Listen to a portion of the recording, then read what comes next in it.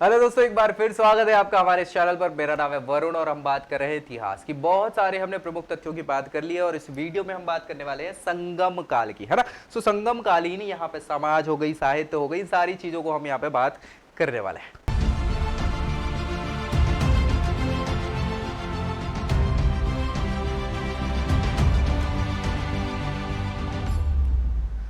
तो चलिए स्टार्ट कर लेंगे। यहां हम देख रहे हैं समाज के वर्ग के बारे में। अब समाज के वर्ग की अगर हम बात करें तो वैदिक काल में जो वर्ण व्यवस्था चल रही थी, क्या चल रही थी? वर्ण व्यवस्था चल रही थी।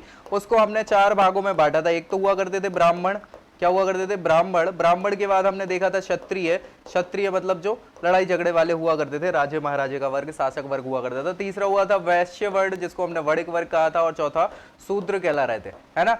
तो यहाँ पे जो नाम मिलते हैं संगम काल में, एक तो मिलता है अरसर। अरसर मतलब शासक वर्ग जिसको कहा जा रहा था। दूसरा अडनर। क्या? अडनर, जिनको ब्राह्मण वर्ग कह रहे थे। तीसरा बेनिगर। बेनिगर मतलब वणिक वर्ग हुआ कर रहा था। और बेल्ला, बेल्ला हुआ करता था ना आदमी, उसको कृषक वर्ग कह रहे थे। शूद्रों की श्रेणी में इनको रखा जा रहा था। तो ये है वही, ये शासक वर्ग मतलब क्षत्रिय है आपका, है ना। ये ब्राह्मण है, क्षत्रिय है, वणिक मतलब वैश्य हो गया, और कृषक मतलब दलित वर्ग, या यहाँ पे वैश्य के बाद शूद्र वर्ग इनको कहा गया है। तो संगम काल में भी समाज के बस नाम अलग है, लेकिन ये व्यवस्था वही है, क्योंकि आर्यों ने ही तो लेके आई थी ना, तो वही चीज है। चलिए बात कर लेते हैं संगम वंश की। जो विशिष्ट जानकारियां हैं उसके हिसाब से संगम जो आयोजित करी गई थी, 3 संगम हुई थी। संगम आयोजित स्थल कहां हुआ था, आयोजन इसका, अध्यक्ष कौन था, और सदस्य की संख्या कितनी क्या थी, इस पे भी अपन चर्चा यही कर लेते हैं। संगम हुई थे 3, हमें ये पता है। पहला संगम बहुत पहले हुआ था, मदुरै में हुआ था, मदुरा में हुआ था, और ऋषि अगस्त की अध्यक्षता में इसको संस्थापित किया गया था, या इसको संपूर्ण किया गया था।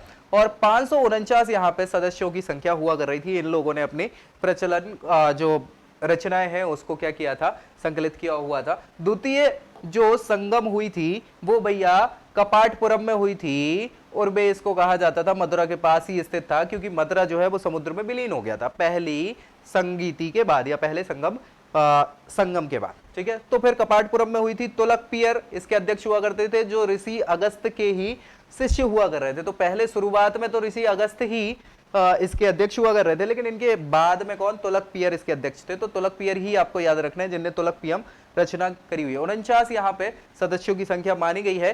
तृतीय जो संगम हुआ है, तृतीय संगम बाद में उत्तरी मदुरै में होता है, और क्योंकि कपाटपुरम भी समुद्र में विलीन हो गया था। नक्कीकर इसके अध्यक्ष होते हैं, और नक्कीकर के अलावा 49 और सदस्यों की यहाँ पे संख्या रहती है। तो ये आपको याद रखना है क्या क्या हुए यहाँ पे। तुलकपियर जो है प्रमुख ग्रंथ है जिसकी हमें याद रखना है, जो क्या है भैया, तमिल साहित्य का तमिल व्याकरण ग्रंथ है। ठीक है, संगम साहित्य और उनके साहित्यकारों की बात हम यहाँ कर लेते हैं। कृतियों की अगर हम बात करें, जो प्रमुख प्रमुख कृतियां हैं जो संगम ग्रंथ हैं, वो उनके रचनाकारों के नाम भी यहाँ पे लिखे हैं। तो सल्पादिगरम ये सबसे महत्वपूर्ण रचना है, ग्रंथ है। अगर हम बात करें साहित्य के तौर पे संगम साहित्य में, शिल्पादिगरम, है ना। किसने लिखा है इसको?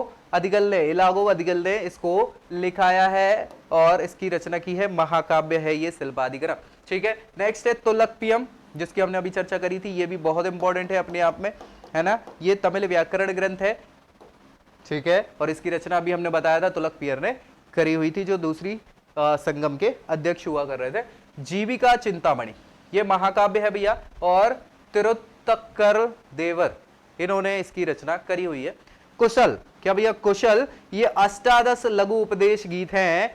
अष्टादश मतलब 18 लघु उपदेश गीत हैं, ये तिरुवल्लुवर ने इसकी रचना करी हुई है। मणिमेखले ये अलग इंपॉर्टेंट ग्रंथ है अगला, ठीक है, साहित्य है। तमिल काव्य का जो है ओडिशी अनुवाद है, यहाँ पे शीतले सतनार ने इसकी रचना करी हुई है भैया।